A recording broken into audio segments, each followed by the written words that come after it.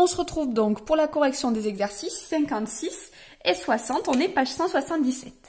Alors dans 56, on vous demandait de déterminer, de calculer les images de nombres suivants par la fonction cube.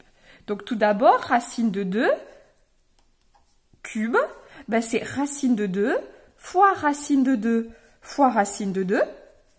Je sais que racine de 2 fois racine de 2, ça fait 2. Et donc j'obtiens 2 fois racine de 2, que je peux noter 2 racines de 2. Voilà.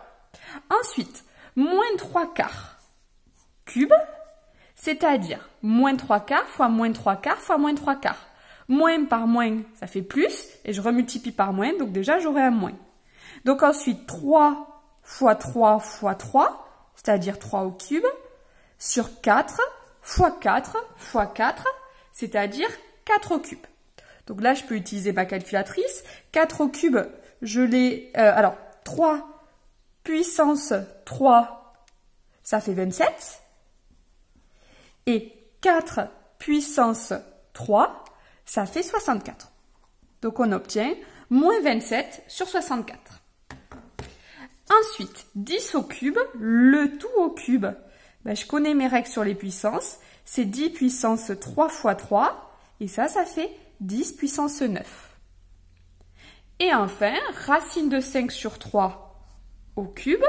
Donc ça, on se rappelle, c'est racine de 5 au cube sur 3 au cube. C'est les règles sur les puissances. Racine de 5 au cube, c'est racine de 5 fois racine de 5 fois racine de 5. Et 3 au cube, je l'ai déjà calculé, j'ai obtenu 27. Racine de 5 fois racine de 5, ça fait 5. Donc j'obtiens 5 racine de 5 sur 27. Voilà.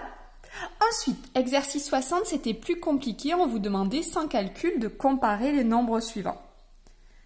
Ici, en fait, il fallait utiliser le fait que la fonction cube, elle est croissante et strictement croissante. C'est-à-dire que si ici, il y a un nombre qui est plus petit que l'autre, alors son image, ce sera aussi plus petit. Par exemple, pour le premier, donc je compare ces deux nombres, voilà, hop, c'est comme s'il y avait un 0 ici, et donc je vois que ce nombre-là est plus grand que ce nombre-là. Or, donc je l'écris, or, la fonction cube est croissante sur R. Donc ça, on l'a beaucoup fait dans pas mal d'exos, c'est la même rédaction que d'habitude, donc vu qu'elle est croissante sur R, donc... je peux tout simplement dire que 1,202, vu que c'est croissant, rappelez-vous, est-ce que je change le signe quand je mets au cube? Est-ce que je change l'ordre? Non.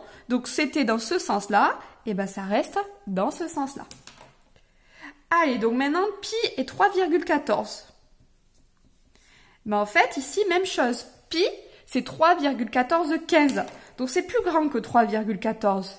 Et j'écris la même phrase, or la fonction cube est croissante sur R. Donc, pi au cube est 3,14 au cube. Est-ce que le signe change? Est-ce que l'ordre change? Non, puisque la fonction, elle est croissante. Pour moins 1/2 et moins 1/4, ici, la première difficulté, c'était de comprendre qui était le plus petit des deux. Alors moi, ce que je me suis dit, j'ai commencé par 1/2 et 1/4. Voilà. Bon, ça, je sais que 1/2... Si je prends la moitié du gâteau, c'est bien évidemment plus grand que si je prends un quart du gâteau. Et ensuite, de là à là, j'ai multiplié par moins 1.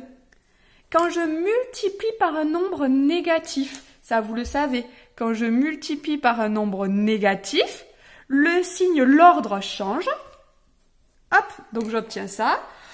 Et maintenant, quand je mets au cube, la fonction cube, je sais qu'elle est croissante. Ne bouge pas, tac, tac, tac. Elle est croissante. Donc, est-ce que l'ordre change? Non. Donc, je remets, hop, c'est au cube. Je remets le même symbole. Voilà, ici, c'est plus grand. Voilà donc pour la comparaison de ces trois images. À chaque fois, donc, vous étiez censé réécrire la phrase. Ça, on l'a pas mal travaillé sur les autres fonctions. Donc là, il fallait juste vous rappeler qu'avec la fonction cube, c'était pareil. Allez, je vous retrouve pour la suite des exercices.